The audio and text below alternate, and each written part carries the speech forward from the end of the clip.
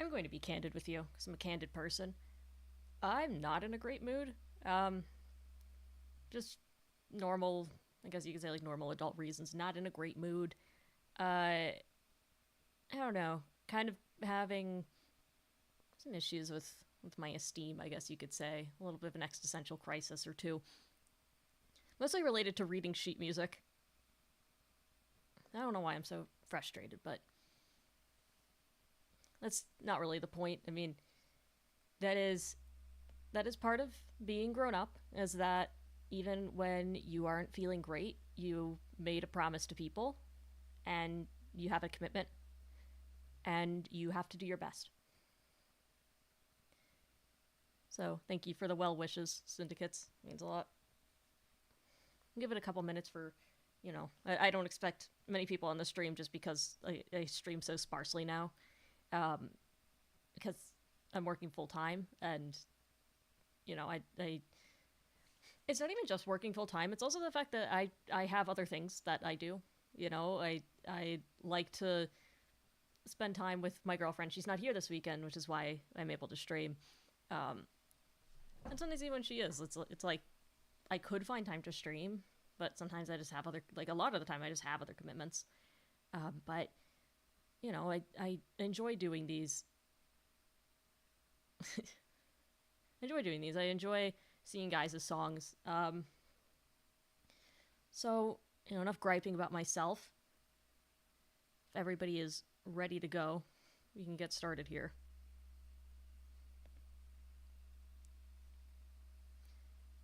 Saving your changes is taking longer than usual. Editing is temporarily disabled. Interesting. See, Google is doing what it does.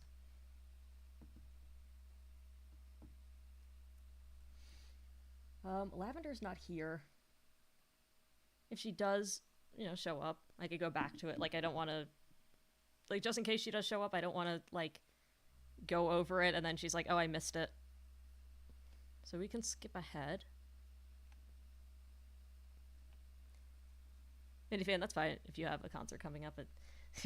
Okay, I don't expect that many people in the chat, so I don't think I'll need moderation. So Mo is here. Might as well start with theirs. I tried my hand at writing English lyrics for the song. Sorry, my headphones just turned off.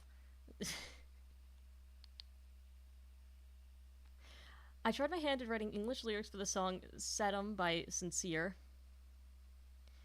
A few of the lines were already in English, and since I decided to leave them alone, I marked them with a caret. The line distribution per verse felt perverse.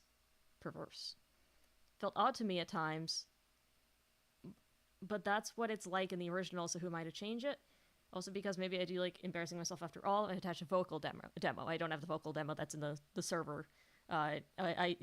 Having your own voice on stream sucks. If you really want me to do it, I will. But if you don't want me to do it, I won't. I don't know this song. I don't know what language it was originally in. But how many days, there goes yet another endless possibility. How many waves, wandering enough paths to circle infinity. Wandering enough paths to circle infinity. That works. Sometimes when I see like a turn of phrase that I'm not familiar with, it takes me a second, and I've talked about this in videos before where it's like, do I get it just from hearing it? And if the answer is yes, I'm not as hard on it. Because when I see wandering enough paths to circle infinity, as soon as I hear wandering and infinity in the same sentence, I get it. The original was in Japanese. I was assuming that, but I didn't want to say it. It's just, usually when people say, oh, I'm translating this song, it's generally a language that they choose. I think there's 2 other song translations today, and I think neither were, the other 2 were in Japanese, but let's see. Now I had a dream. For the first time in a while, I saw memories of that day. I'm not sure if I like the phrase in a while, because it sounds very casual in this otherwise kind of like heavy, this thing about anime music is that it's a lot of like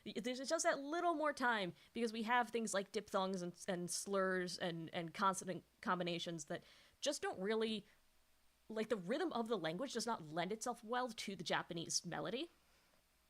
Um, and I think that's where a lot of people get tripped up. So the sentences end up very wordy. And that's probably why, like, I've listened to English covers of anime OPs before when I was younger, and they always sounded kind of awkward because of that. Like, if you are going one to one with the melody, you're going to run into that problem. And whether you want to deal with that or not is up to you. But I'm just saying that tends to be a really big hurdle. Um, I want to believe that where the light shines brightly, there's an answer to be found. That undoubtedly, with you right here beside me, light shines brightly and right here, and actually, what? Light shines brightly right beside me is actually a pretty good multisyllabic. It's not a perfect rhyme, but it kind of like it like does what it needs to. This is something else I talk about. Like, does this do what it needs to, like, rhythmically? I want to believe where the light shines brightly, there's an answer to be found. That undoubtedly, with you here right beside me, waits a future with hope abound. And again, the problem with these lines all come back to the wordiness, because that's what the melody demands. Because, like, undoubtedly is a clunky, like, it's not clunky inherently, but it's a multi, like, it's a very big word. Like, when you say undoubtedly, undoubtedly, there we go. Undoubtedly is like, it's a lot of syllables to say something that could be said with fewer syllables. It's it's tough, like, you're kind of, yeah. And I think that's where the translation becomes problematic, because you're trying to fit all this information in a lot of syllables. So you end up using, like, wordier phrases than you need to, because, um, let's see.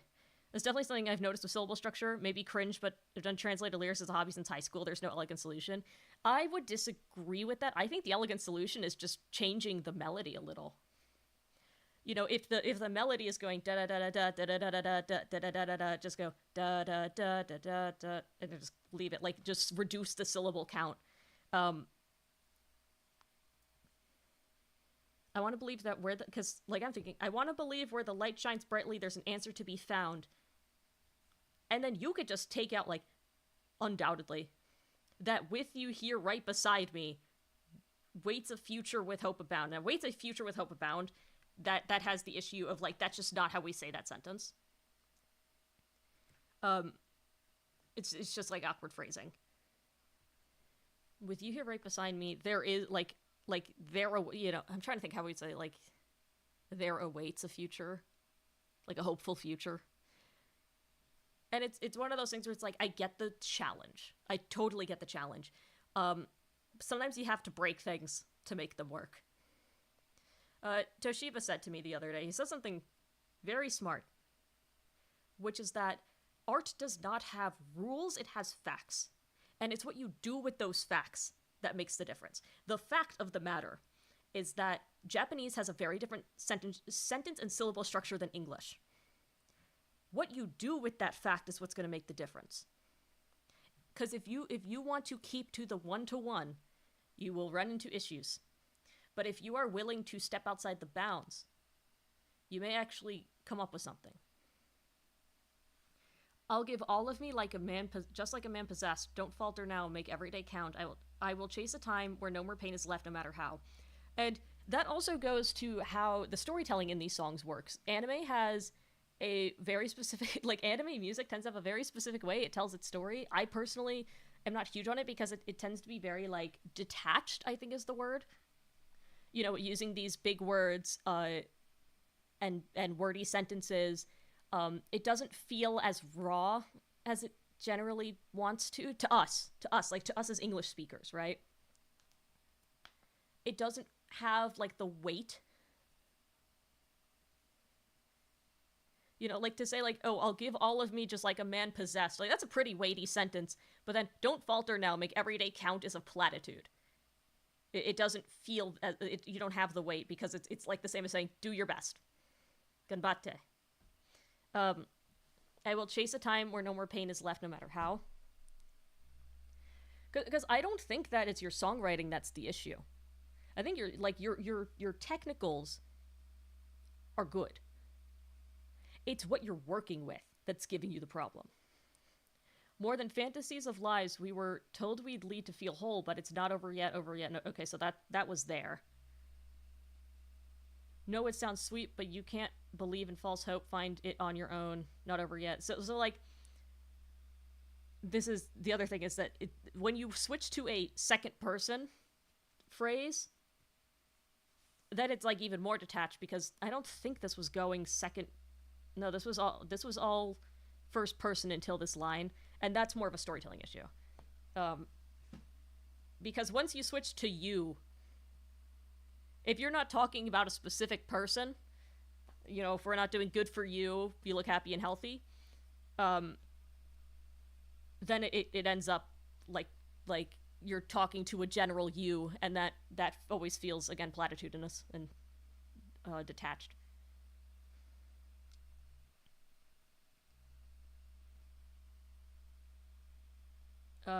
I want to believe that where the light shines brightly, there's an answer to be found, that undoubtedly with you here right beside me waits a future with hope abound.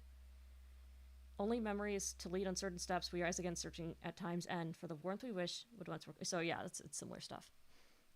And again, it's not you, it's what you're working with. And I think once you start figuring out what sacrifices to make, to communicate what you want to, that's going to make a big difference.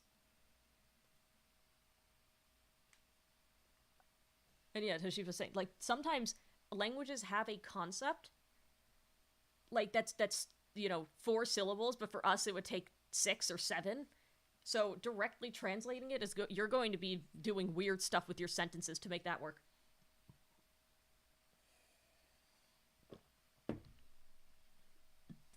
The only anime song I ever tried putting into English was, I think, like the second Attack on Titan opening, or like the third, the da da da da da da, that one.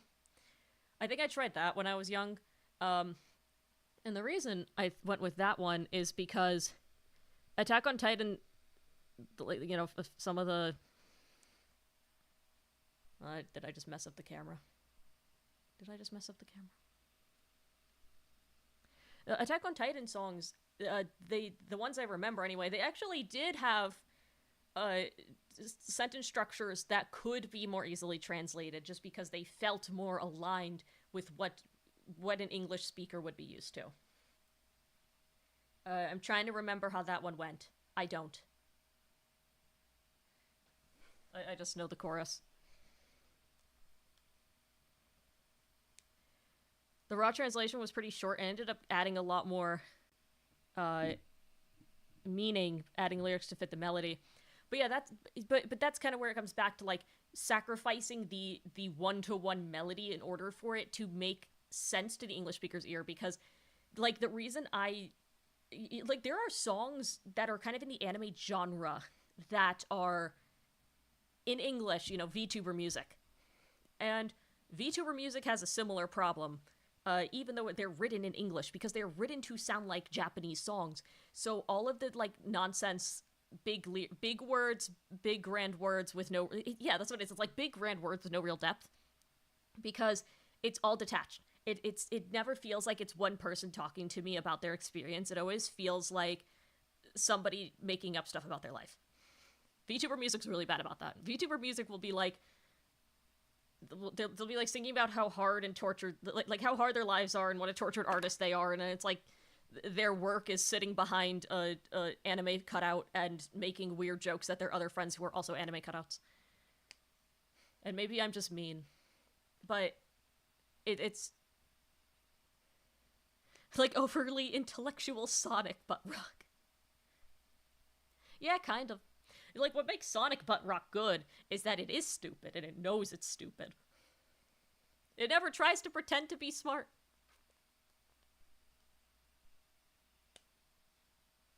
It simply is. And that's the best thing for any of your lyrics to be. Just let them be. Let them be as they are. Let them be natural and tell a real story. Don't just do it to do it. And I'll actually get into that in a second, because Olo is here. So I want to do rewrite of Bye Bye from Mufasa. And this'll give me some meat to talk about, to chew on, I guess you could say. So the attempt was to make it more bloodthirsty.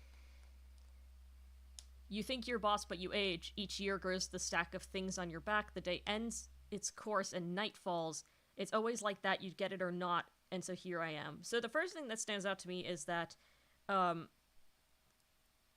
so sometimes when you start a rhyme scheme, you train, you do, it's what I called ear training in that one video. I don't know the actual word for it. It's like ear priming. Well, if you start with a rhyme scheme, so you think you're the boss, but you age, so that's the X, right? And then each year grows the stack of things on your back. So you have this da da da da da da da da da, and that like that rhyme, that rhythm is there. Well, then it's always like that, you'd get it or not. But the way that you have kind of primed my ear is let's hear, it's always like that, and then I'm expecting a rhyme with that or something similar. And so here am I. You're in my way, you're good as the prey. Also, it's here I am. Like, again, the natural way to say that is here I am. You're soon gonna know it's end of the show when you hear bye bye. You can hear bye bye, put up a fight, try to keep yourself tight. Try to keep yourself tight, I don't think is... I know English is your second language, or possibly third, but that's not... To keep yourself tight is not... It's not, like, really a phrase. But then there comes... So here's what I actually wanted to talk about. So I'll go through everything inside this fence, everything in the distance. So fence and distance are different. They don't rhyme. Unless you really, like, stretch it, or you say it a specific way. Fence, because it's not distance, it's distance. In fact, it's a double rhyme, so you'd have to do distance. Like it's that first syllable that actually needs, like, that's the focus. So that's what the emphasis, excuse me. So that's what needs the rhyme as well. There's no set of rules, no limits for a smart predator to take what they need and more. This pack went right now on the prowl. Yeah, it's a feminine rhyme. Their white fangs are showing. They want your undoing. So showing and undoing, that's, also how you pronounce those words. So here am I. Let's take these off for now. Oh, this fence and distance. I see. Everything inside this fence. Bye-bye. Everything in the distance. I still think it's tough because it's, again, it's how you say it with distance. Thing inside this fence. Distance. Well, I appreciate what you did, like you tried to do. That's just a matter of phonetics.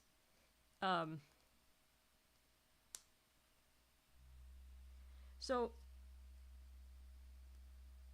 as I read this, it actually brings me to a point I wanted to make. It also is not a condemnation of you as a songwriter.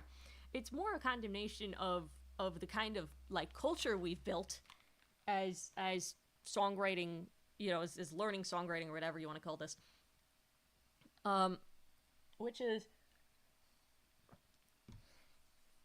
rewrites are really not super helpful because, like, Bye Bye from Mufasa in and of itself does not work as a bloodthirsty song because Bye Bye is like cringe, for lack of better word. Like, the hook, which is the basis of the song, does not work. So it doesn't matter if you make it grammatically correct or use different words. The fact that bye bye is there completely undercuts the intent. A concept that is like a bad and empty concept cannot be fixed by presentation unless you really go for it. And a lot of the time, if you're trying to adding fresher meat to a broken skeleton, a lot of the time, um, the problem with this song is connected to the instrumental as well. So, you know, there's been a ton of people who try to rewrite songs from Wish, like This Is the Thanks I Get. This Is the Thanks I Get instrumental is bad. Even if you put the best lyrics over it, it's still not going to work.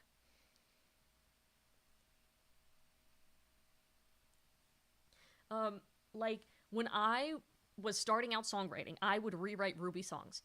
And some of them I would rewrite one-to-one to the melody.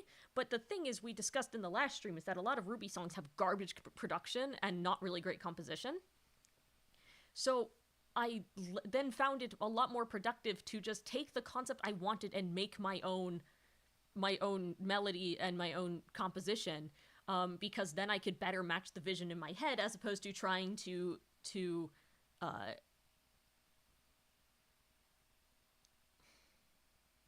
sorry, hold on, I was reading your message. I'm trying to like make it match like the vision I have, that I think would communicate it better, as opposed to being stuck to the melody that is not working. The intent wasn't to make it more bloodthirsty, it was to make it suit another bloodthirsty character. Well, I mean, that's still the same problem, which is that, like, it doesn't sound bloodthirsty regardless.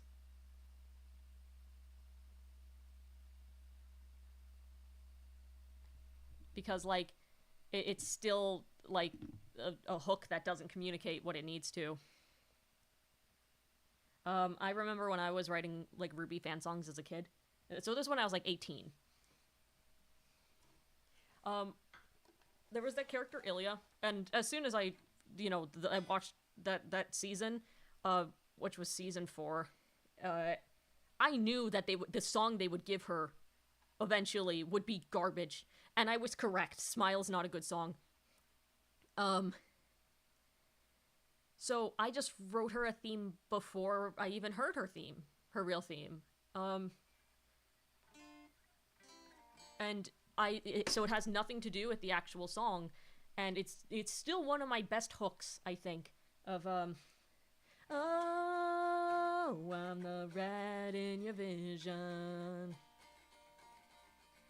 sting of indecision, orange glow on the bedding, orange glow of the setting sun, on the horizon as you run, when the flames surround you on the gold, taking you captive on control. And then, I don't want to keep you here listening to me, my terrible voice, forever, but the point is, I had this story I wanted to tell.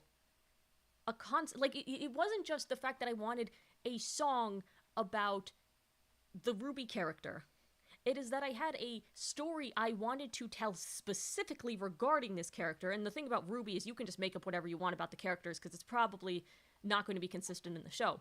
So I just wrote what I wanted, and therefore I had that story to tell. So I was able to really put together a vision. Like, that was complete.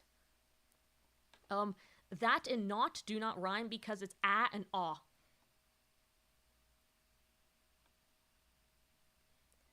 So I don't know the names of, like, the IPA syllables. And I do wonder if you are getting tripped up because people in, some people, they learn, like, a British accent and not an American one. But even then, like, I'm trying to think, like, if you were like a London that, not, like, it's still ah and ah. They're just in different places of the mouth. Like, yes, every now and then I'll let myself get away with a spiral drywall, but, like, usually you can't.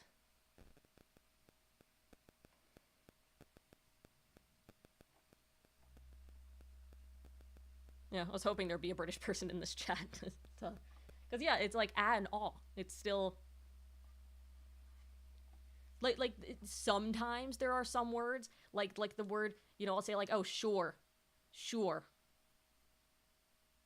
it's an or sound, like it would rhyme with more, but then some people say sure with an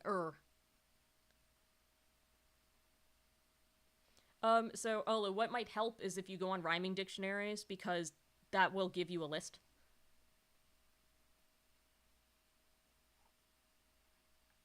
And there are things that like you could put into IPA, like there you could like write a sentence and it will give you the IPA. But really, what's more important is just the concept of rewriting. That if you're going to write like, if you really want to. If you want to write anything, it has to kind of, like, I know it sounds cliche, it has to come from here. It has to speak to you somehow, because if it's a story you want to hear, it's going to be a story somebody else wants to hear. If you're just forcing yourself to do it because, oh, I want this song but better, or I want this song because I think that if I made it different, then it would fit a character I like somewhere else. It has to be like a whole thing. It has to be like complete. Which is why I always advocate for even people who are just lyricists to learn how to compose a little, like even if it's just chords, and then learn how to sing over those chords. Like last year when I wrote that song on stream, it took me 2 hours, maybe. And that was lyrics, chords, and melody. Once it becomes instinctual, you can really go far with it.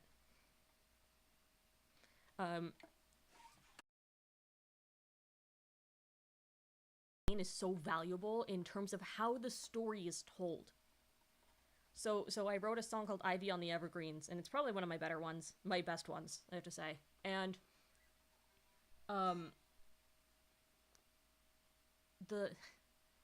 what key was it in? Shoot.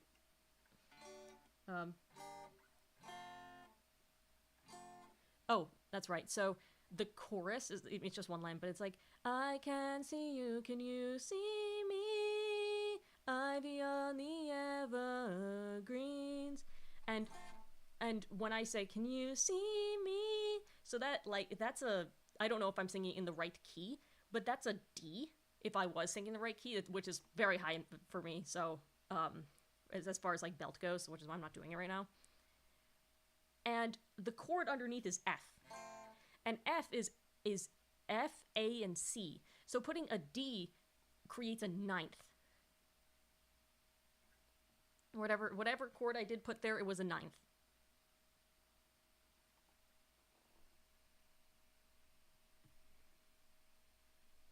Let me make sure I don't want to give false information about my own music. Because I don't want to give false information about writing in general. Where's Ivy on the Evergreens? It's like 8th on the track list or something.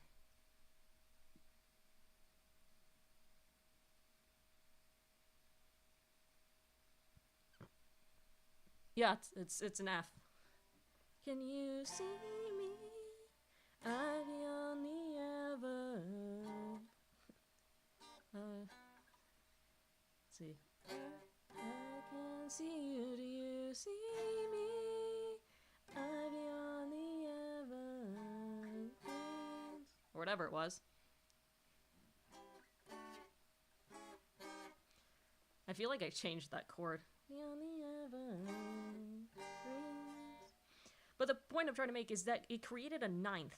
And that is not something I intended. That's something that just kind of happened when I wrote it, because something inside, like I don't even, pay attention to that kind of thing. Something like internally said, for that big question, can you see me?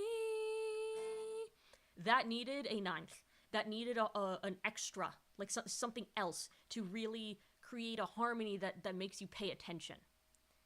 That's what happens when you learn to compose and make melodies and chords all together. Like, you don't have to be Mozart. You know? Yeah, you don't have to prep for writing original works. Um, if you if you want like to practice writing the best way to practice writing original songs is to write original songs. So even if you are watching like a movie or something and you're like inspired by it to write a song, that's better than taking an existing composition and then trying to redo the lyrics with the same concept.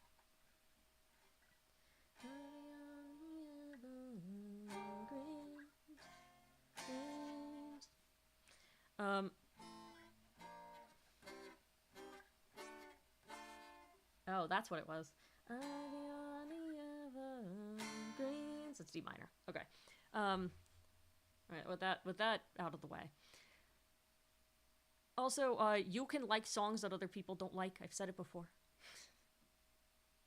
I think in general in like music, the music nerdy sphere, the music nerd sphere, there's that problem where it's like, oh, somebody said that it was bad, so I guess we all have to think it's bad now. Yeah, a lot of people do like it, so I don't really have an opinion on the song. B-side is here. We could also look at his. I always go melody first, and everything else just fits right in afterwards. Yeah. My method is like this, like general rhythm and melody, lyrics, and then those kind of smooth each other out as I go along. And then I put the chords underneath at the end, and then I smooth that out from there. The chords always last, and then that's all. But it's still just like, yeah, that sounds good.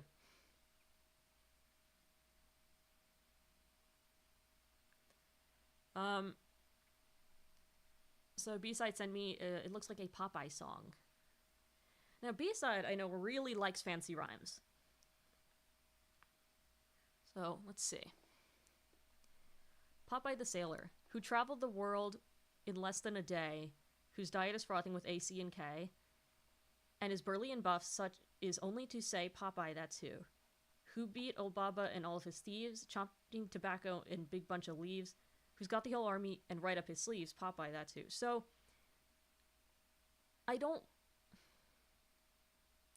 What's like a like diplomatic way to say this? Your sense of rhythm is and meter is very strong. It's and it's one of those. I always have something I say on stream that's like, you know, I'll always say something on stream was like, if people don't want to hear this, you can have a natural inclination towards meter. Some people do not. A lot of people do not. To have a sense of meter this strong, this like right out of the gate is not easy, and it's not common. I'm trying to learn lyric writing. What do you suggest people do for beginning? For the if you're like really just learning, have something you care about. Have one sentence you really care about. Write a song about it. Have one concept. Don't try to write a gigantic musical first.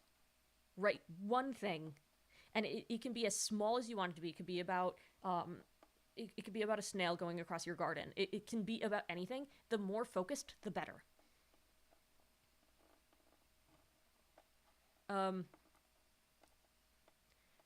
Who is he whom? A whopper, a whaler, the handsomest hero at sea. You ought to assume it's Popeye the Sailor, and then Popeye the Sailor is me. Who never abandons, who never retreats, in daring adventures, who never repeats. Finishing his mission, he eats and he eats. Popeye, that's who. I'm trying to think, like, for you, I think that the next step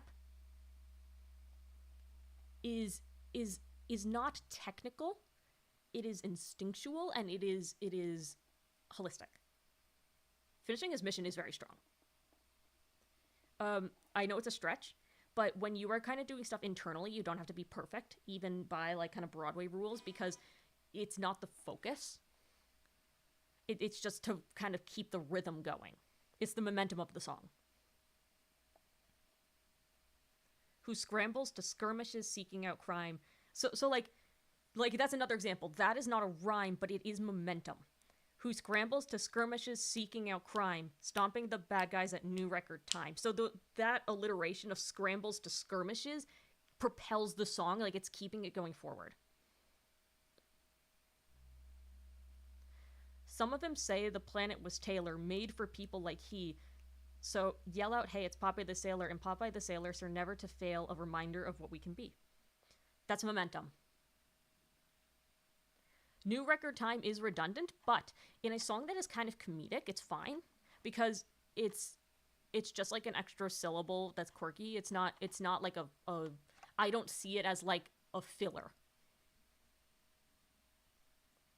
It was needed to make it work, and it's not like I do say that like redundancies are bad because you're using up space you could have used otherwise, but you are taking out you used like a half syllable you needed to keep the meter. If you took it out, there's nothing you could have added to like enhance the line. Does that make sense? But your strength is your sense of meter and rhythm. Up and wave, give him grins. Who will save all your skins? Popeye the Sailor, that's me. That's your big strength. Is you snap along and it like just works. It all clicks into place. And as far as it's like I said, it's holistic. It's digging deeper as a storyteller and as a writer. And using this very strong grasp you have on words and vocabulary and saying something that truly speaks to you here. Because that was the toughest thing for me, was kind of putting down my like commentary and characters and trying my newer stuff is about characters, but it's about something more grounded. Because you have a preference for these like witty comedic songs, and it's very like Under the Sea. It's very Be Our Guest. And like I said, it's fantastic. But like the next step is your ability to do more with less. That was the hardest thing for me. That was also like hard for me to learn. Was okay, I can string all these rhymes together and I can be really fancy and it's all perfect and it's, you know, everything's in place. Right? Everything's just in place. It's perfect. It was finding like the messiness, but also the conciseness. To say a ton with very little, because, you know, you like, yeah, you can't have Under the Sea without Part of Your World. But it's hard to do Part of Your World. It really is. It's hard to be able to let yourself just go and be in your music, because when everything is perfect, you can kind of put on the mask and kind of leave yourself out of the picture. But like what makes something last is the ability to put yourself in it. And using the imagery and using metaphors and tapping into something more human. Like when I think about like what my best lyric is, the line I usually go to is actually imperfect. I've mentioned it before. Shadows dance across the hill. What shadows run across the hills, dancing, glints across your starry eyes vanish. It is not a rhyme. It barely works in context, but the imagery is everything. I think without imagery, you have nothing. And I'm not saying you as in like you B-side. I'm saying you as in like a general you. That is the most important thing to learn. Is connected, because humans, psychologically, we are visual creatures. That's like neurologically, we are very visual. And what we remember the most are very specific sensations and visuals in our memories. That's why when you think about, you know, like these great memories you have, you always remember small details. Very few people, you know, if you go see a football game, you're not going to be able to remember the score or like you remember the score, you can't remember every play, right? You're not going to remember every minute of that game unless you're one of these people that has like a photographic memory. What you're going to remember are the goals and the stadium food and the people you were with and the weather and all these tiny little sensations that come together to make that memory.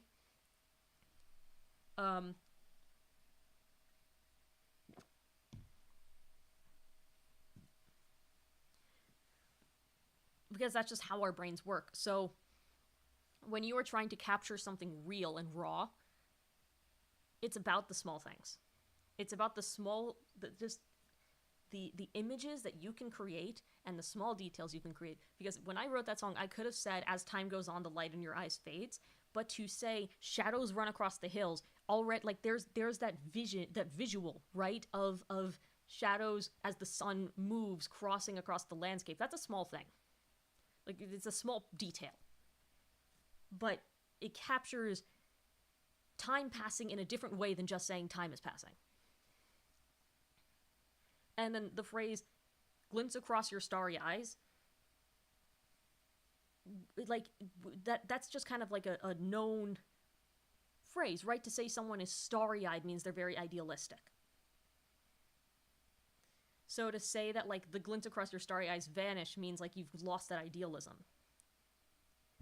And that just works. It just hits harder. It's why, I talk about All Too Well by Taylor Swift. That's why it is one of the best lyrics in her entire catalog is when she says, "And you still have my scarf from the very first week because it reminds you of innocence and it smells like me." Because it's the tiniest little detail. And it means everything. And I really think that's your next step. Because, you have your whole Paper Mario musical. It's fantastic. This is fantastic that you were able to do all this.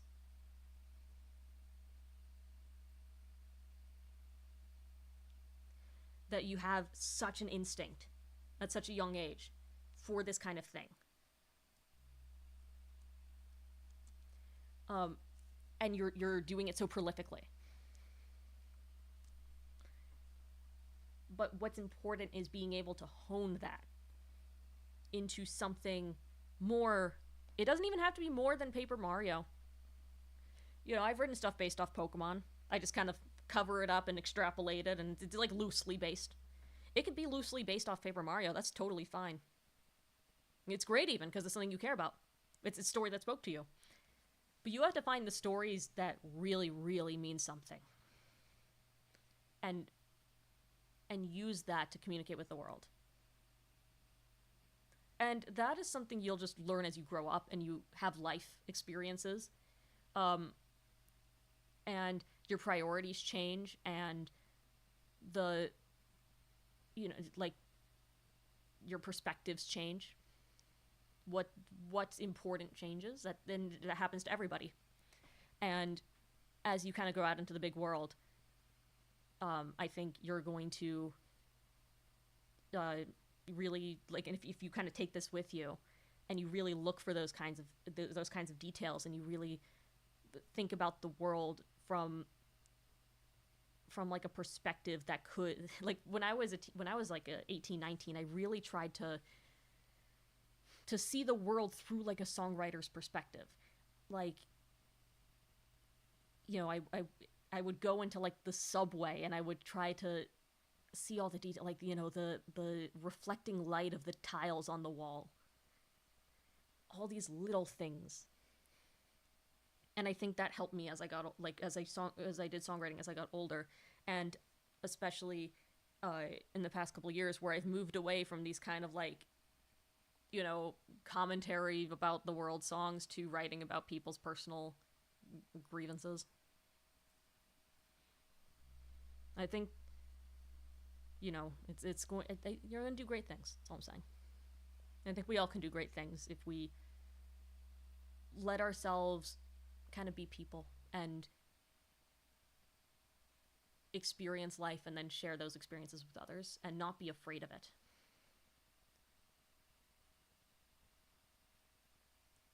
because I think that's another block people have is a reason why they don't want to talk about like the deeper grounded emotions is because it feels very vulnerable, so that you cover it up, right? And the thing about vulnerable work is that any work that is vulnerable can have multiple perspectives, and that's terrifying. To think that somebody's going to take your work and see it the wrong way, or like the way that you just didn't intend. But any art that is truly valuable has perspective, and it has that vulnerability where other people can see it in a different way.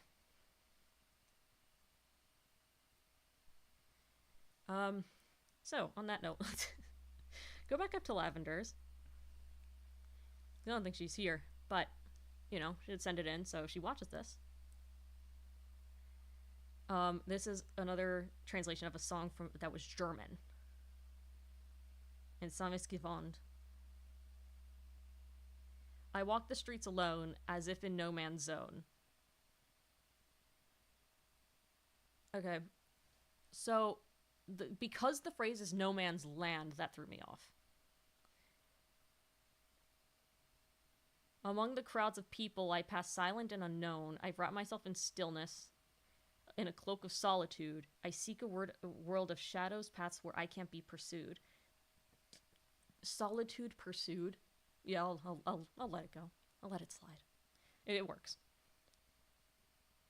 I mean, there is the redundancy of I seek a world of shadowed paths already suggests that you live in the shadows, like you're off the grid.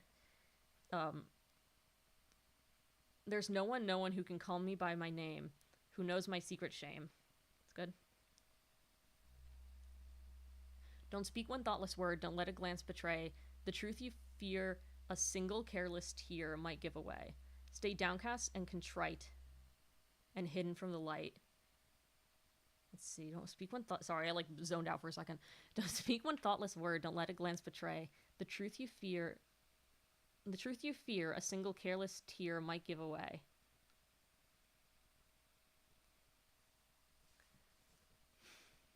I think that's just kind of ordered in a strange way. The truth you fear, like a single careless tear might give away the truth you fear. I think that's what it's trying to be. But that like doesn't match the rhyme scheme, I think is what's happening. Stay downcast and contrite and hidden from the light. Contrite? Like concise? Like that's what contrite means, right? From like, disguise your voice and keep your face and body out of sight. No one who can call me by my name, who knows my secret shame. And so here I am, alone on my way through this no man's land. Since all the time... Oh, so here am I. We're doing a lot of here am I today. Alone on my way through this no man's land. Like there is no man's land. Like that's a phrase that my ear is like, yeah, that makes sense. That's just like a phrase I know. Since for all time, here am I for all time, from mankind and their world I am banned. I like the I, time, mankind. It's a nice like treat for the ear to just keep hearing that I sound. And their world I am banned, in lonely robes that shroud me where I stand. I wander the streets, what creed should be my vow, where I've forgotten who I was, and don't know who I am now. To none I may confide the suffering within, surrounded in a solitude that's like a second skin. That's good. I like, especially that last line, because I always, like, if you're, like, the last line of the stanza is a big one.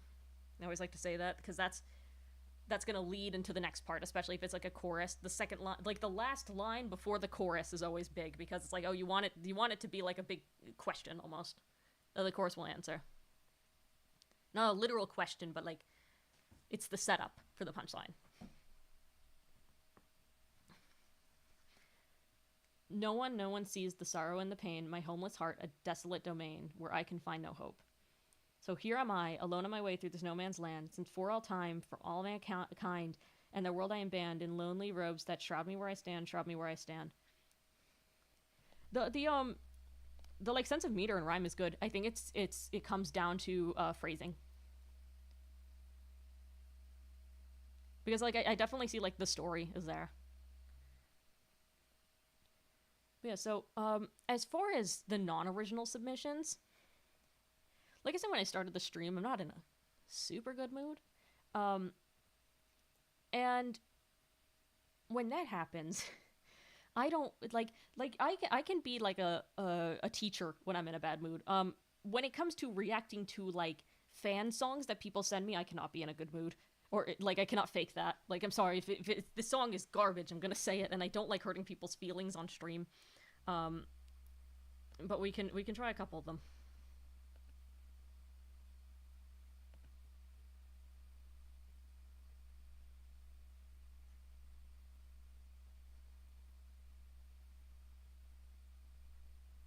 It was in submissions. I also get terrified about my stream getting shot down for a few minutes at a time because, you know, it's something copyrighted.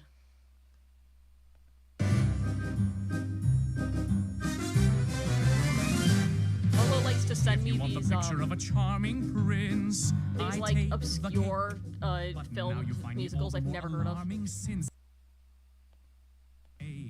My debonair and dazzling personality was like a dream, but now that you're awake, the harsh reality is things aren't always you what see, they my seem. thing is back in the 80s there was like 100 of these. By my dashing grin, you have failed to note the pointy teeth. I'm no fraud, but beneath this warm facade, I'm Prince Charmless underneath. I like how I can't tell if these are real instruments What or a not. perfect little royal pair. This is so violently 80s musical. Cause everyone 80s is animated absolutely musical. unaware we two are both completely fake. You've been grand. Yeah, there's for a the lot of plots these like I campy planned, villain songs from this time and period, my and it makes me wonder, like, damn, is it profound and easy large. to write villain songs? Is it easier to write villain songs? And I think it is. Because you gotta be campy and silly. I'm hardly harmless, ill-equipped, or armless. No, I'm Prince Charmless. And I think that's why there's so many of these that are like decent. And I'm in charge. In the 80s VSTs. Interesting. Oh yeah, I should switch to my other format. So I'm not like, you know, just showing the entire thing. And that's also the thing is that some of these songs I just don't like have that much to say because it's like, yeah, that was fine. That was suitable for what it needed to be, which is, you know, a throwaway children's movie. And then I always get scared when it's like, oh, you can't hear my voice? Oh, that's a problem. Testing, testing, testing.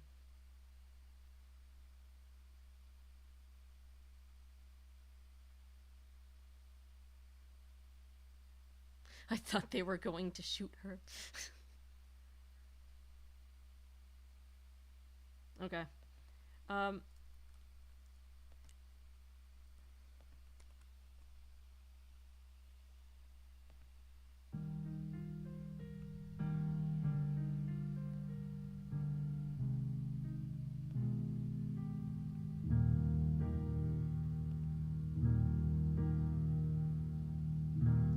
Love a lad, I know that That's the well. thing is like, I don't know how to react to He's grown to fill my these heart like all through these old and standards. through.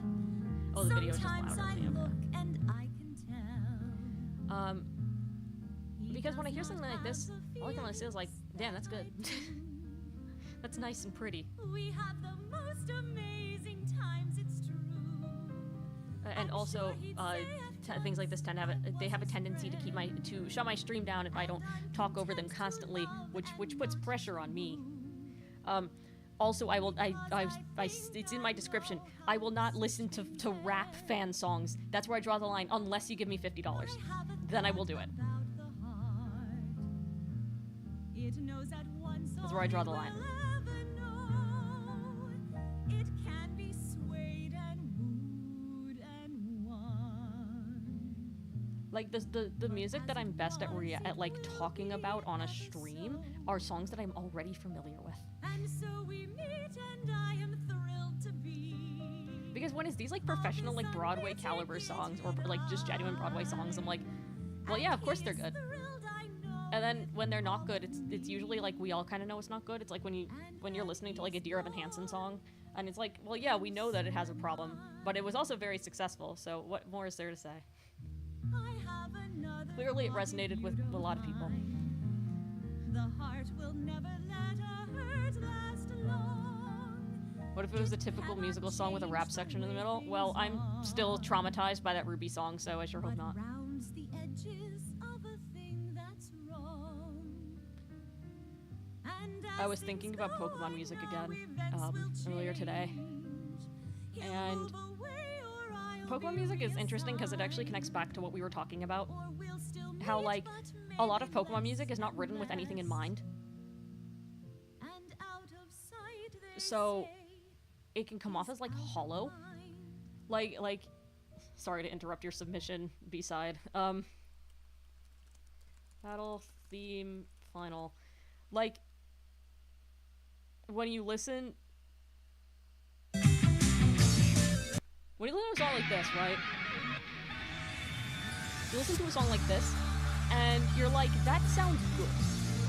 It does not sound great. They had ideas, and they did not know what to do with those ideas because Marnie has no personality, much as I love her. Marnie does not have a personality, and her story is very incomplete because it is Sword and Shield, so nothing is going to happen. So they have this really good riff, right? And then it goes into this nice, like, verse section. Video game slop music. Yeah, it has this nice verse section. And the like, thing that I personally would do, my uninformed, like, opinion, would be to build off that, but instead it goes to this C part, and it's like, I did not ask for this C part. Yeah, the Marnie plush is in the thumbnail, okay? Beloved. Marnie, my beloved. But, like, then that lasts only 4 bars, and then that goes back to this, like, other part. And it doesn't feel cohesive, it just feels like it's switching between the parts because it has to.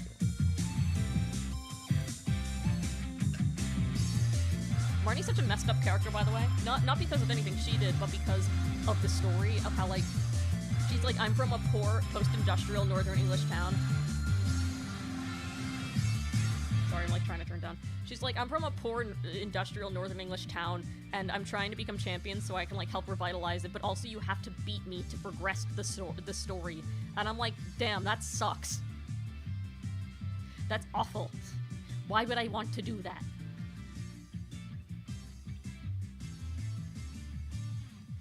It's just, the game's like, see, Marnie, you can beat poverty. It's just that you happen to be poverty and I'm beating you. Trying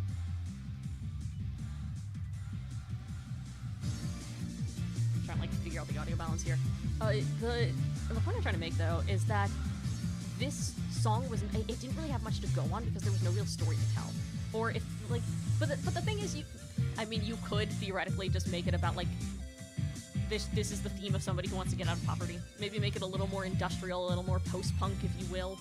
You know, assuming that Marnie was growing up in the 2010s. Make it a little bit, like, get some, like, block party type sound in there. But, they did not do that because they just needed generic video game slot music. When Pokemon does have something to work with,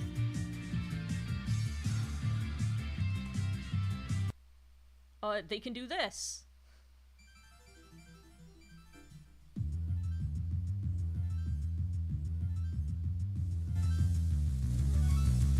And I'm like, damn, this actually has a concept to it. Where, like, it's like, oh, you actually weren't afraid to, like, try to tell a story and be a little dissonant and be a little messy.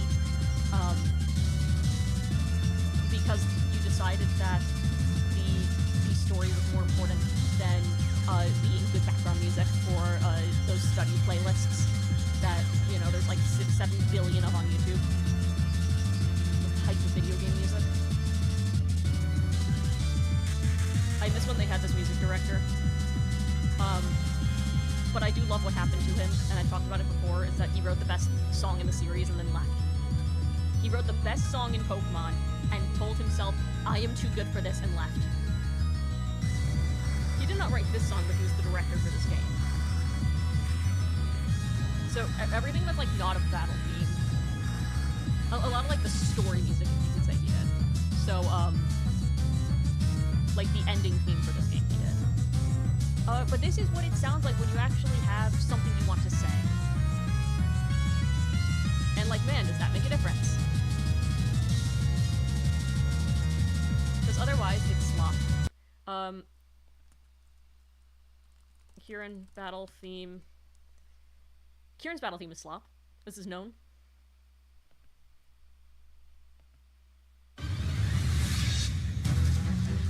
This is the only time I've ever rewritten a Pokemon song with Kieran's battle theme. I might pull that up for fun.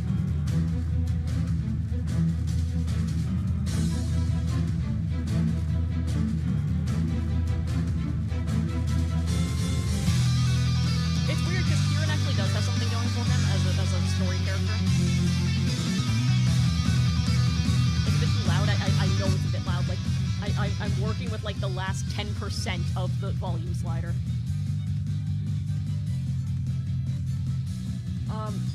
And this is another example of, like, oh, you had an idea, but you just couldn't execute it because you're jumping between a bunch of different things. Like, it's like I'm watching TikToks, where it's like, oh, I'm listening to 4 bars of that song, now I'm listening to 4 bars of that song, now I'm listening to 4 bars of that song. Again, it's a shame, because I can see what they're trying to do. They're trying to make it, like, out of control. But it doesn't really sound out of control, it just sounds like you're splicing between two different songs.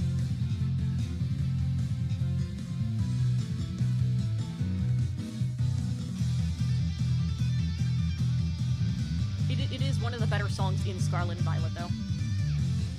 Music since, like, Gen 7 has been kind of forgettable. Again, that dude left.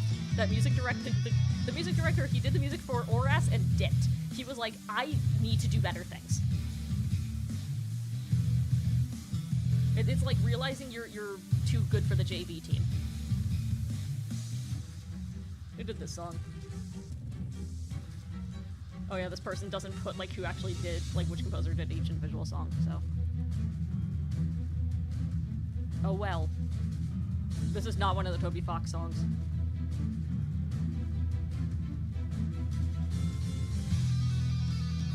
I might as well pull up the Kieran song I did just for fun. Let me know if you guys can hear this. 'Cause I'm pulling it up in my, like, files.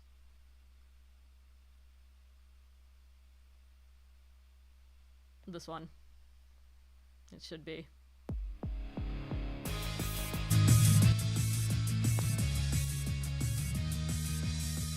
Can't hear it?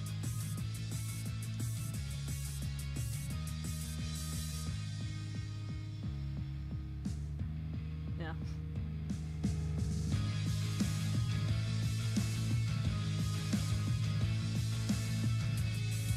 I took a lot of influence from nu metal.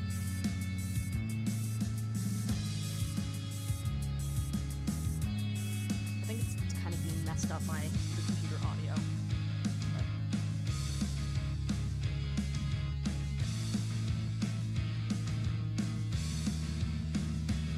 I was very happy with how it turned out. Because I was able to put in, like, the, you know, it goes back to a recurring motif, but, you know, it actually sounds a little more cohesive. I'm not saying I could be I'm not saying I could be a composer for Pokemon. But I am saying that I'm decent. That's actually what I did before. Before I went to engineering school, I considered going to school for film scoring. I still got it.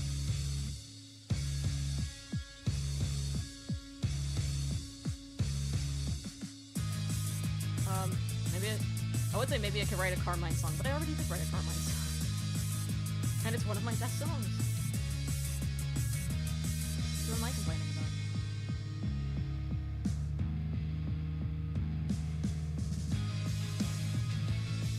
It's like fun to be able to, like, let loose and write just kind of like a battle theme that tells a story. It's a shame that Pokemon just kind of, like, lost, like it never really had it, to be clear, but they've just kind of given up on their music, and I don't know if their music has gotten worse, or if I've just gotten older and listened to other things. You know what I mean?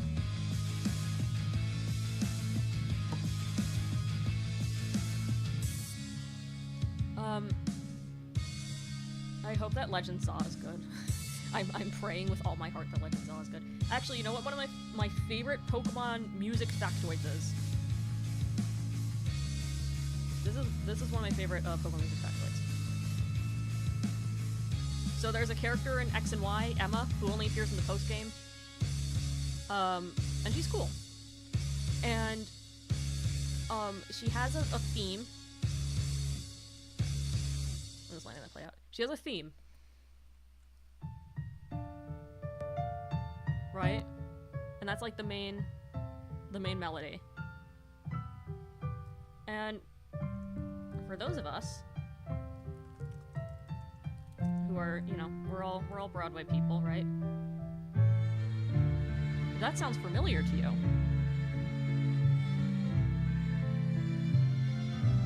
If that sounds familiar to you. Please don't cut my stream. Please don't cut my stream. This man is dead. He is no more. It's this. And that is, I don't think that's a coincidence. I really don't think that's a coincidence. And the reason why is because this play did a tour in Tokyo the same year that X and Y came out. So it is completely possible that Shota Kageyama went to this production in Japan and said, hey, that's a really good melody, and put it into MSD. And I just think that's very cute. I'm not saying it's plagiarism. I think it's very cute. It's a very nice homage. And it also speaks to, hey, maybe Shota Kageyama was the best composer they ever had because he listened to other music. It's possible that was the reason. Maybe he was a theater guy. Maybe that's why he cared so much about musical storytelling. I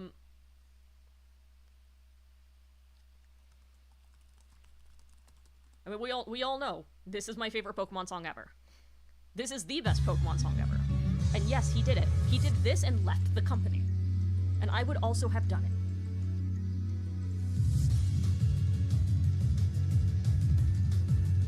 You've heard that instrumental? Probably. And I've mentioned before that the reason this song is so good is because they had a lot to say. They had a lot to say with this character for no goddamn reason. And they did it anyway. I love Zinnia. She's the most weirdly existential character in Pokemon. I really think that the writers were going through something when they made her. Because she walks around just like, I'm gonna commit horrible crimes because I want to save the world, and also I'll die when that happens, and it'll be great because I could be reunited with my dead girlfriend. And also I'm projecting my unprocessed grief onto this small creature, which may be like the 13th or 14th stage of grief, but who knows, I'm not a professional. There's a lot going on with this character, and I like her a lot, and she is my muse, and I have songs that are very loosely based off, like, extrapolations that are based off her, so that's fun, and you gotta use whatever you can to inspire you, honestly. Like, it's what I was saying earlier on the stream, you have to use whatever you can to get to that, like, more holistic, like, not existence, but to that point, you know? To that point where you actually feel like you're doing something. Where you feel like you're speaking to yourself and others at the same time. You're not just doing it because, oh yeah, this is a story, and it's about this, and I'm writing words that rhyme about the story. There's just other levels beyond that, I think is what I'm trying to say.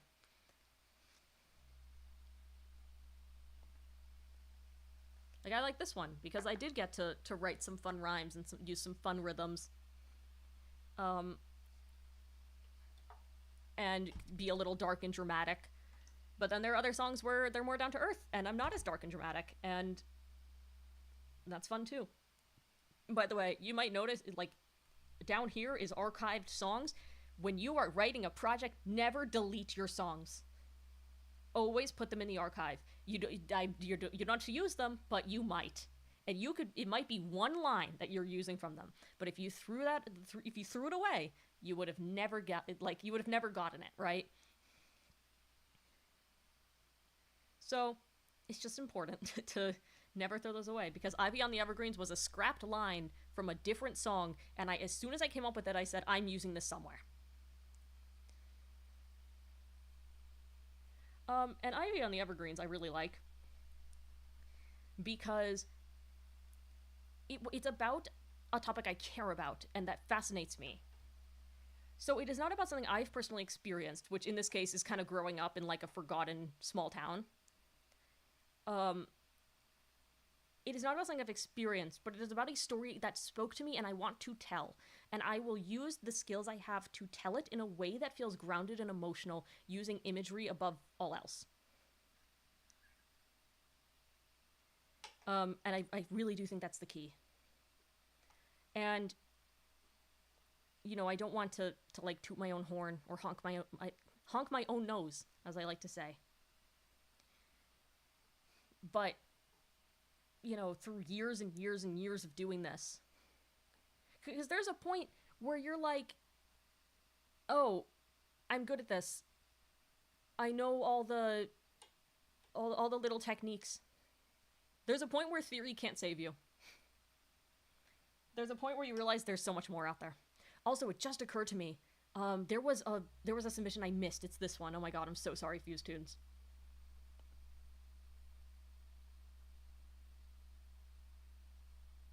I'm gonna go over that. Thankfully, Fuse Tunes isn't here right now, so she doesn't know that I missed it and can watch it on the stream back.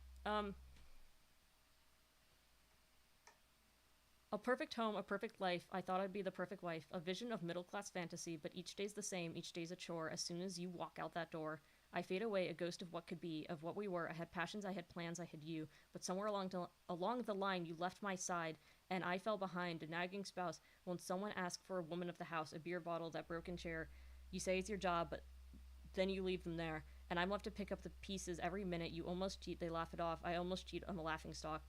And what good is a marriage when you can't talk? I had passions, I had plans, I had you. But somewhere along the line, you left my side, and I fell behind a nagging spouse when somebody asked for the woman of the house. Somewhere out there, there's a version of me who's everything I never got to be. So this is actually a great example of exactly what I'm talking about. It's imperfect. It is rough around the edges. Definitely, you know, I could offer advice, I could offer, you know, so, let's talk about phrasing, talk about rhymes, talk about meter. First of all, I'm tired. And secondly, it's not the important thing here. Because you can learn technicals. This is harder to learn. This getting to something where it's not even necessarily about yourself, which in this case, it's not about the writer. But it is about something that spoke to the writer. And using imagery, they are speaking about it. This is images. This is images and feelings. That's what makes this work. Even though it's parts of it are cliche, parts of it could be phrased better. The instinct is there.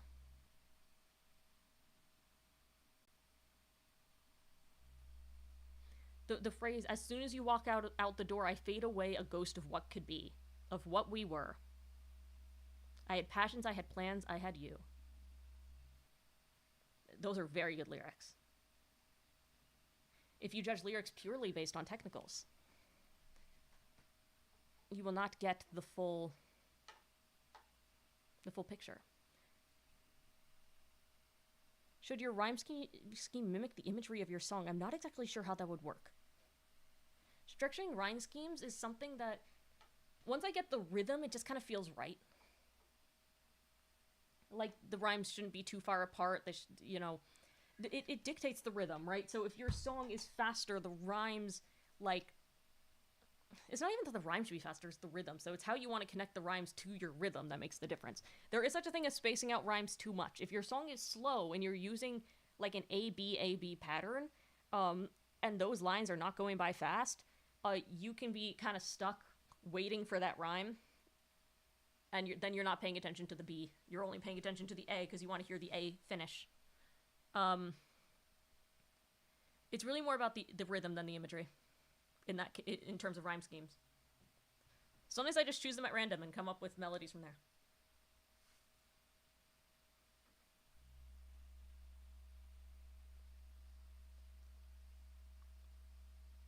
Something, something keeps me here, and it's not just the family, my dear. Your smile, your laughter, what happened to our happily ever after. I had passions, I had plans, I had you, and I'm fine with putting it aside to see our kids thrive. Sometimes it's just so hard. You'll never learn, but I will still love you, and maybe that makes me just as much as a fool. And again, I could go here and talk about the technicals, but I won't. Because a lot of that, first of all, depends on how this song would be sung. And secondly, sometimes you have to sacrifice technicals to get lines like this. That's why some of the best songs were written in 30 minutes by angry teenage girls. Royals by Lorde. Love Story by Taylor Swift. So a lot of old Taylor Swift songs she said she wrote in like 20 minutes on her bedroom floor. I'm trying to think, what were the other ones where it's like, oh, this person wrote it in like half an hour? You get the point. Doesn't happen often, but when it's just kind of like an expression of pure emotion, it has a tendency to flow out.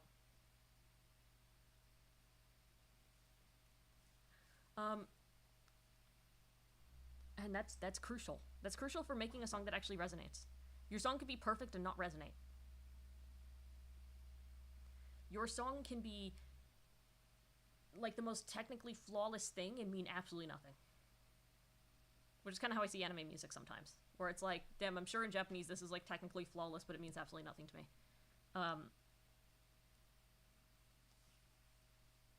But on the flip side, you could have songs that are kind of nonsense and mean everything.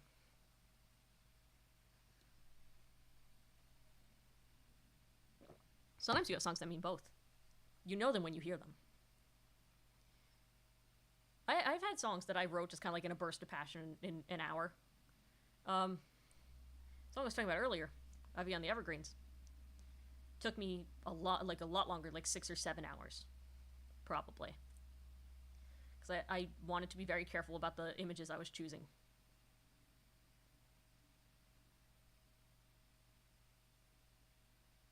I grew up beside her on a road of patchwork paving, near a burnt-out streetlight that the county still won't fix. A highway growing wider and a town that's not worth saving. I can see you, do you see me? Ivy on the Evergreens. It is very imperfect. I've mentioned in the server, the verses are off meter. Where, like, the rhymes are actually misemphasized. And I saw that, and I said, I like the melody I have, and I see the problem, but I'm not fixing it, because it is more important that I have the imagery I want. That is what people are going to resonate with. The number of people who are going to see that and be like, well, it's ruined for me because it's a mismatched emphasis, is smaller than the number of people who are going to be like, wow, that's a really vivid image.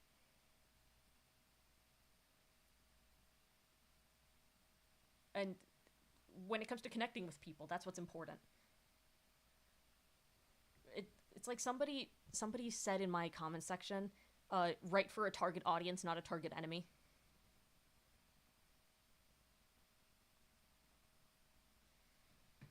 And I think it's a really good phrase, because a lot of people get caught up in that, where they're like, well, I have to do this to make sure that people who criticize me won't criticize that. And I'm like, well, they're going to criticize you anyway. Some people are just haters. Like me, I'm a hater. I'm not as good of a hater as Kendrick Lamar, but I'm a pretty good hater. I hated Arcane enough to cause the Monkey's Paw to curl and watch it bomb season 2 worse than anything I've ever seen in my life. And I was enough of a hater of Encanto to somehow Monkey's Paw Disney into ruin. So I'm pretty good at that. Epic the Musical guy better watch his back in that case. But you shouldn't try to write songs, stories, anything to appeal to people who will just dislike you anyway. So let me check my Discord messages quick, because sometimes people send in submissions.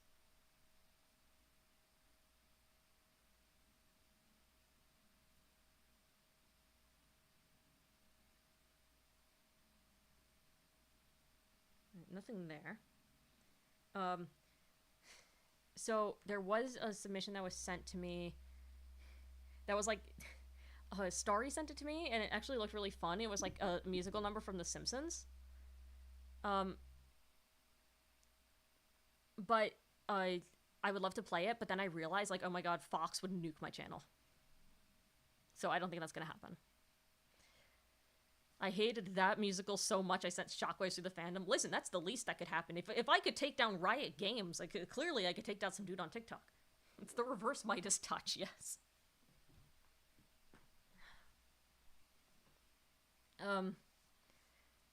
Yeah, who knows what will happen? I mean, I was the person who was saying years ago, literally in 2022, I was like, wow, Caitlyn and Vi will have an abusive relationship if this goes on in season 2, and I was right, but I was right beyond my wildest dreams. I never thought it would end up like that. The fact that I got a bingo on that 3-year-old bingo card was nothing short of miraculous.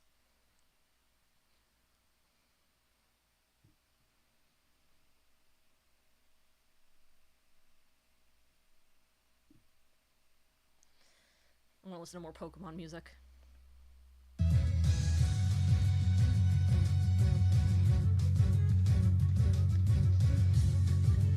I just like this song. I just like it. It has so much energy and kind of chaos in it.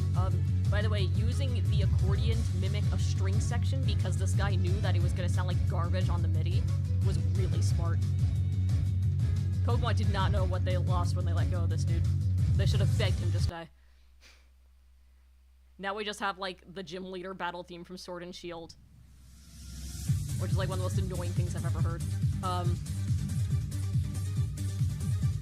always like the Steven battle theme from Oras because it sounds so intense and then the guy looks like this. I think Steven would fall over in a stiff wind. I think Steven has rocks thrown at his car. I think Steven has a vanity plate. I think Steven would get kicked out of a drag bar for not being cool enough. I think he'd get kicked out of a regular bar for not being cool enough.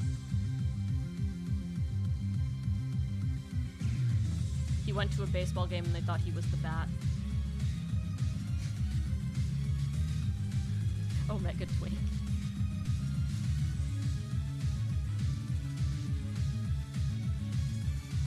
Have you guys ever seen that dude who's like, oh, can this Pokemon character say the F slur, and he just says yes for every character, even though that goes against, like, the basic structure of comedy? It really bothers me. Anyway, Steven... and it also discounts whether the character would say it, even if they shouldn't. Like, for example, I think that Steven might be able to say it, he wouldn't, but I think, like, Nessa does not have the past, but might say it anyway. And I think we need to talk about that. I think Zinnia is one of the few Pokemon characters that would say it. That, like, has the past and would say it.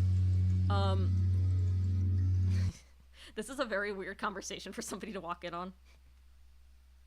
Hi, we're listening to Pokemon music. Steven's battle music makes it sound like you're about to die, and then he trips over his own shoelaces, which is crazy because he's not even wearing laces. Oh, you know what's an interesting one? The Luzamine battle theme is actually an interesting one, because that's another one where it's like, oh, it sounded like you actually had a story you wanted to tell. That's fascinating. Can you do that again? And then Pokemon's like, no. Let's see, where's the...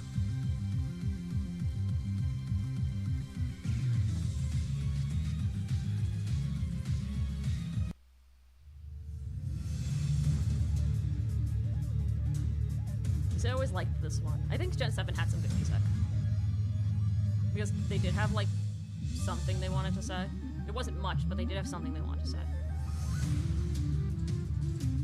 You're so lost. Yeah, we got on the topic of Pokemon music. We're done with submissions, and I'm not in a good enough mood to deal with people's non-original submissions, and I also don't have much to say, and also I don't want the stream to get cut. So I'm talking about how Pokemon music kind of fell off because not that it ever was super on, but it's just a good example of what happens when you have a story to tell when you're writing music versus when you don't have a story to tell when you're writing music. I always like this.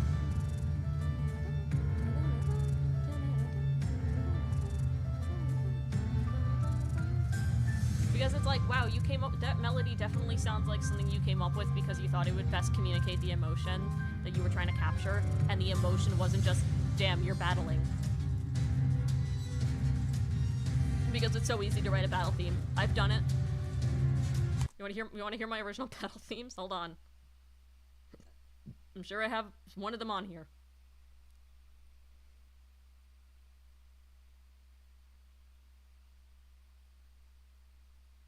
So the problem is all of these are just listed as dates. So I have to be lucky about choosing the right one.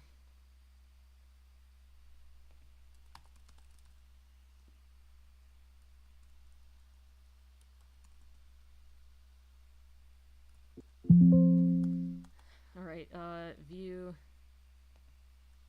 Let's see my MP3s.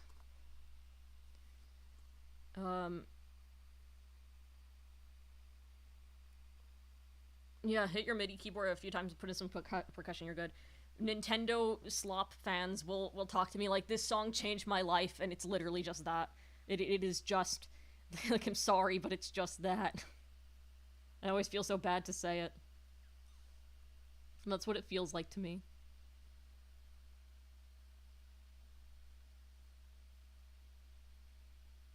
Where it's like, oh, this is really not gonna do it. This is it's like, sorry, this is just slop. This is just there are if you just press the right notes on the scale and add some 4/4 percussion, you too can do this. I need you to understand.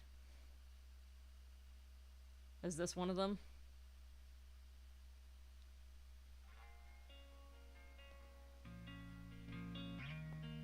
That's definitely not one of them.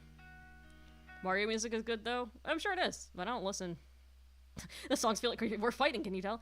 Mario music is good. It just doesn't, like, you know, Mario has been very anti-story and anti-emotions for a long time. So it could only do so much. Oh my god, where are these songs? I know I have them somewhere. Well, this is from 2016. It's not gonna work. It's probably better than what I have. What's the one that everyone freaks out over? Cynthia? Yeah, Cynthia. Which is funny because her theme actually isn't that interesting. It has like a really strong first 2 seconds, which is not something you really want to hear.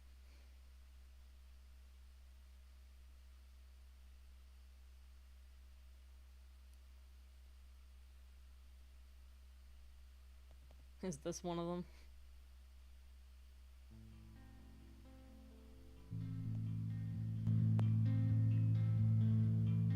It's definitely not one of them. Where are my battle themes? Oh, wait, I found it. Yeah. You too can do this. Also, thank you, Mo. Yeah, so Cynthia's battle theme's not actually that interesting, it's just that it's like...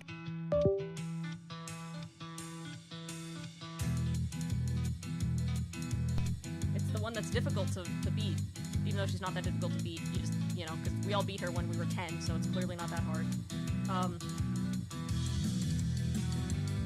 And it's her encounter theme that's actually more... Oh, the mic got unplugged? Okay.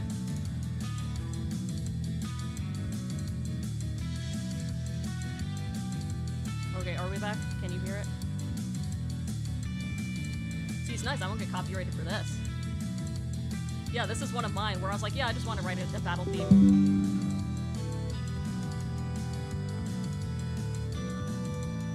This is just one of my songs. I've considered, like, putting FL Studio up on the screen and showing you, but first of all, it would erase all my credit, and secondly, I think my computer would just melt. But yeah, you see, this is like, you can say like, oh, this is just a theme. And it sounds good, and it means absolutely nothing. I did, once do like, I think you can still find it on my channel. Where I did like the final battle theme of, Scarlet and Violet. but like I wanted it to be better, like according to my own standards. And it was pretty decent. Was it this? Nope. Anyone here finish Yellow Jackets? That is an interesting topic for this stream. Because that show, from what I understand, is horrific. And I tend not to watch shows like that.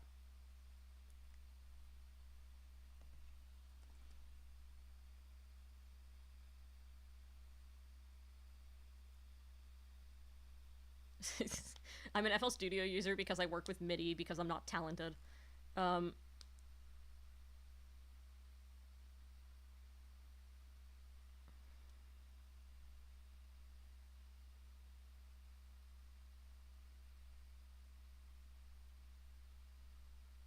to find, where was this thing? My like Sword and Shield battle theme or whatever. Was it this one? Yeah, it was this. I was really happy with how this one turned out.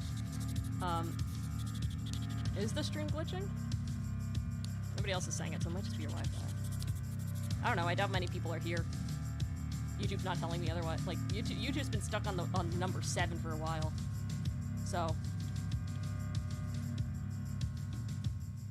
I assume it's under 10 people. I'm just kind of hanging out because, you know, I said I would. And I'm just talking about my own music, so I'm having a good time. Oh, you're in Pakistan. Very good.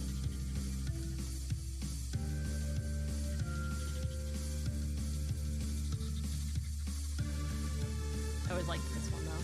Because it was fun, the mixing together, like, the kind of tribal sound with the future sound and, like, the Spanish effects. Like, the Spanish guitar. Because, you know, Pokemon Scarlet and Violet is allegedly based on Spain.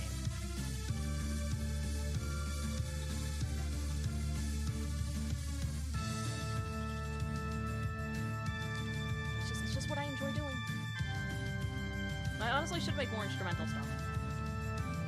So I think composition is something that I'm strong at, if I just did it once. These kind of simpler compositions. Gen 10 Australia. The rumor is Greece. I'm more focused on Legends. I heard, like, rumors that it's supposed to be, the plot is supposed to be, like, super cynical, and the director, we know for a fact, is younger. Like, he must be in his 30s, as opposed to being in his, like, 50s or 60s. So, you have a math final tomorrow. Well, good luck on that. I'm probably gonna, you know, wind down the stream soon. I feel better, I gotta say.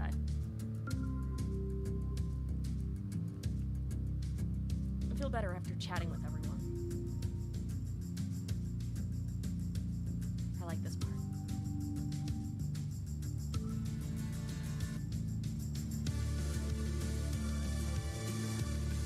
We're getting to just let loose on the melody and all the effects and everything. It's fun. It feels good to make music like this.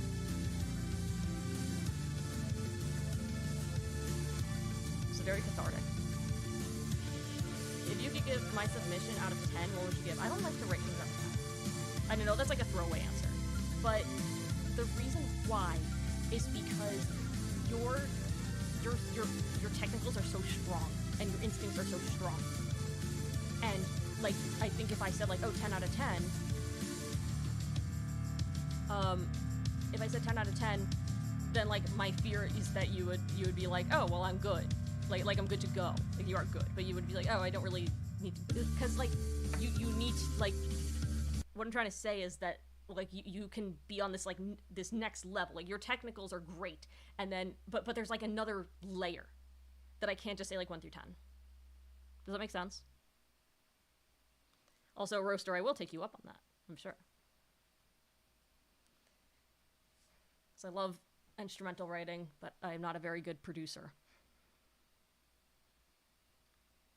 I'm going to try, just once, to run FL Studio. We'll see what happens.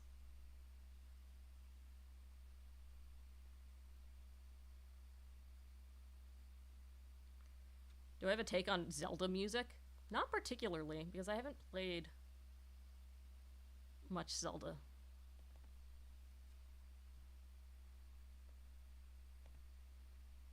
Alright, let's see.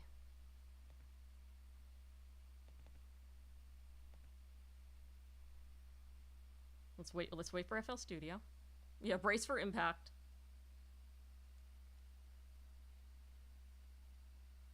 If the stream goes down, it means my computer died.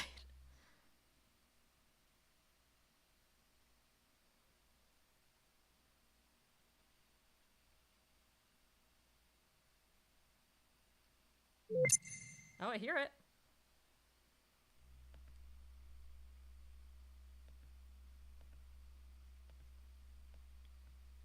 I just need to be able to do the window capture with it.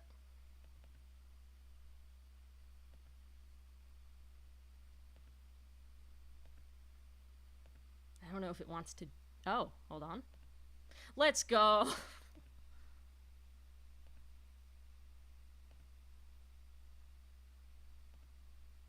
I'm gonna turn off my vocals so you don't have to... Actually, I thought the vocals on this one weren't that bad. We've all said I didn't mean it. It's working! Yay! We've all say we've been there. It is a miracle. It's also very loud. There we go. Just turn down the master volume. You can see I have a horrendous method of making these songs. Just put it in the pattern. So you can't see like the individual instruments I'm using. I really need to work on this song because I told a lot of people I would do that. And it would just be kind if I did that. And also I want to do that because I really like this song.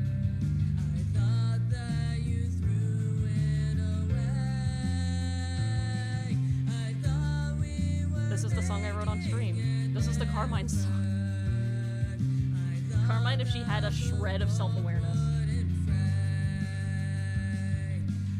You can really see how like, I have like no sense of how to make this work. Look at that peaking. You're gonna see it up here too.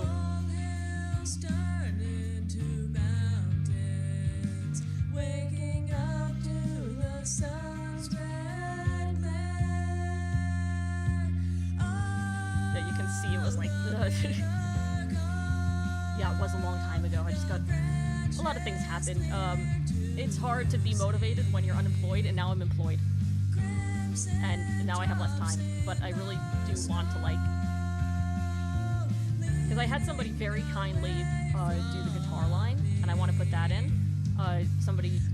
Lavender very kindly volunteered to do better vocals. I wanted to get her, set on that, and then I can put it on YouTube. Because I know what I have. I was also considering going to grad school for songwriting. Because I think I could get in despite having no undergrad.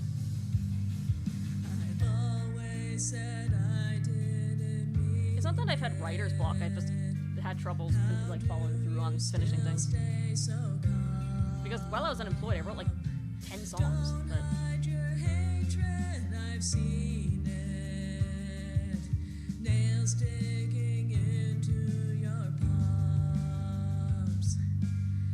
yeah, it's tough. Like, sometimes you gotta just force yourself to do it. Like, you just gotta have to force yourself to write.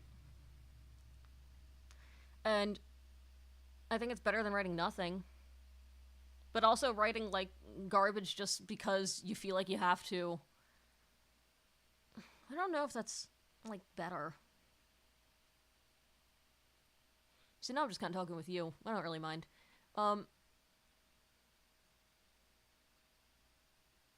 Like... Here, people don't like my singing, so I'm just gonna shut off the vocals.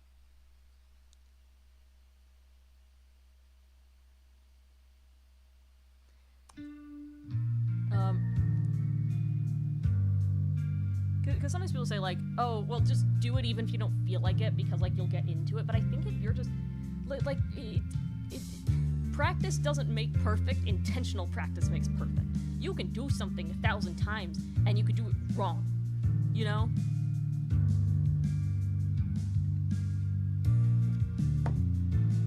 So, writing even when you don't feel like it is good, but like you have to be intentional. I do have a good body of work, and I will have strong recommendations. Again, I know what I can do. I don't know if this would be one of the songs I would send in.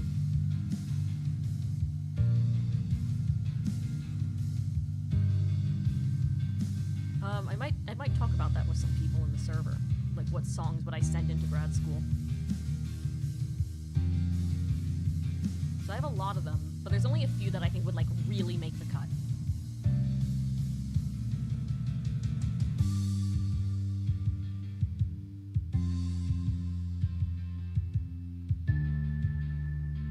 It wouldn't be this one. Like, there's another song I have that I wrote, like, years ago, but I think it's like, really simple, but it sounds very good. And I'm like, yeah, that can show off, like, oh, I can do a lot with a little.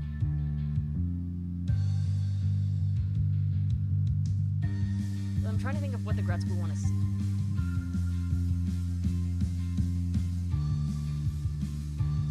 So I'm just happy with this.